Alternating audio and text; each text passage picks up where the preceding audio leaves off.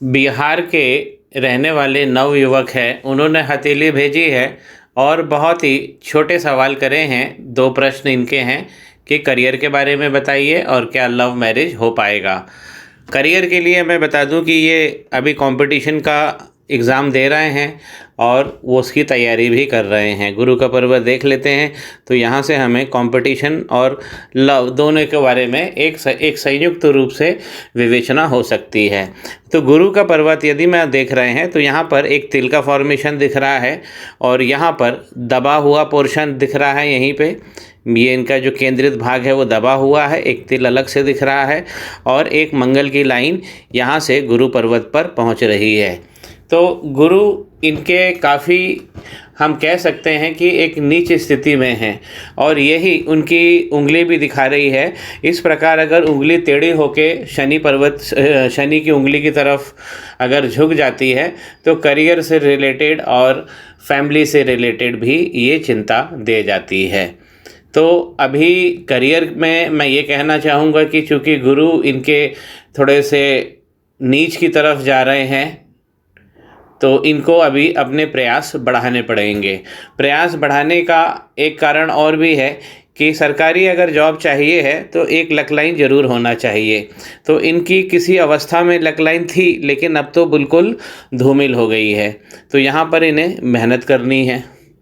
इस प्रकार luck line थी इनकी, एक इम्प्रेशन स्क्रीन पे हम देख सकते हैं, लेकिन अब ये बिल्कुल गायब हो गई है। और लव के लिए भी लक लाइन होना बहुत ज़रूरी है। किस्मत वालों को ही प्यार मिलता है, तो इस पर इनको भी मेहनत करनी होगी।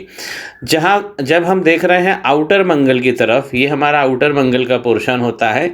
अगर आउटर मंगल पे कोई रेखा निकलकर सूर्य की पर्वत की तरफ चली जाती है तो हमको ये समाज में हमारे दुश्मनों से सुरक्षित भी रखती है और एक तरीके से हमें शत्रुहंता भी बनाती है, कोर्ट कचहरी के मामलों में फ़ायदा देती है।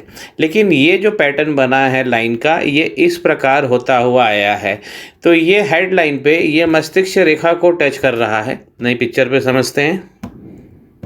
यहाँ पर जो आउटर मंगल पे ये जो आप लाइन देख रहे हैं, पीछे से मोटी है और आगे से पतली है और इसका जो रुख है ये माइंड लाइन की तरफ हो रहा है। अगर ये वाली लाइन आउटर मंगल पे इस प्रकार बन जाती है तो ये फैमिली में बहुत सारी ट्रबल्स को दिखाता है। फैमिली की एकता और उसका जो कोऑर्डिनेशन होता है, सामंजस्य जो हम अपने परिवार में बना के चलते हैं, ये उसमें क्षति कर देती है ये लाइन।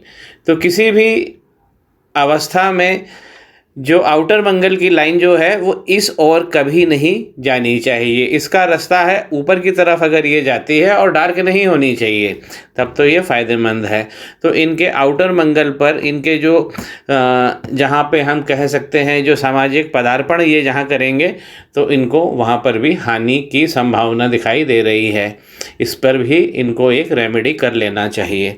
शादी की स्थिति जो अगर हम देख सकते हैं तो लगभग 30 साल के आसपास इनकी शादी होगी। तो अभी शादी दूर है, अभी तो पढ़ाई कर रहे हैं ये, तो अभी इसके बाद सिलेक्शन होना है, इनका रेमेडी भी करना है ज़रूरी। तो गुरु इनके वीक जा रहे हैं।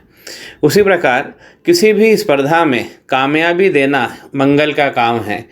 तो हमको जो आंतरिक मंगल हैं उनको अभी हम थोड़ा एक नज़र मार लेते हैं। इस प्रकार यहाँ पर उठ गए हैं।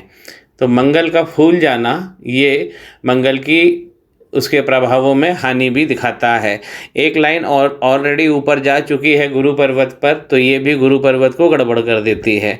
तो मंगल की भी इनको एक रेमेडी कर लेना चाहिए, क्योंकि मंगल बहुत ज़्यादा वीक अवस्था में है, बहुत ज़्यादा फूल गए हैं ऊपर की तरफ। और बहुत अगर आप ध्यान से देखेंगे तो यहाँ पर मंगल के पर्वत पर यहाँ पर लाइफ लाइन भी यहाँ पर टूट गई है, जिसको हम कहते हैं अंगारक दोष।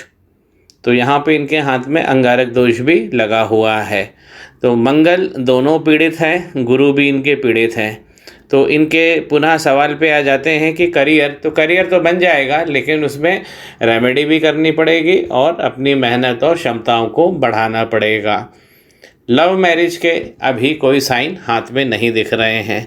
गुरु पर तिल बन गया है, गुरु की उंगली अगर झुक जाती है तो ये भी एक अच्छा लवर, या हम कहें कि उस उस प्यार के योग और भोग को ये नहीं दर्शाती है और उसमें एक नकारात्मक या कमी हमें परिलक्षित होती है।